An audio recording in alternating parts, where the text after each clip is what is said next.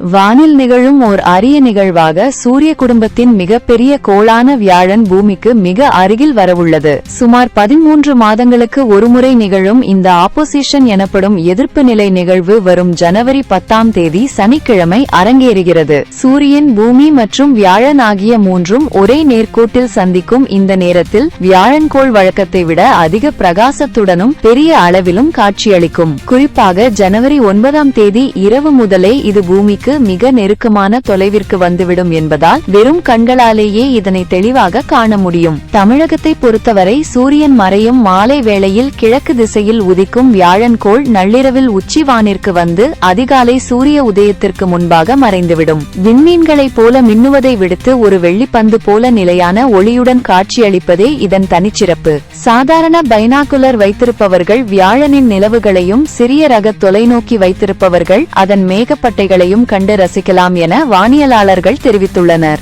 வரும் 10ஆம் தேதி வானம் மேகமூட்டமின்றி தெளிவாக இருந்தால் இந்த அபூர்வ காட்சியை நீங்களும் கண்டு களிக்கலாம்.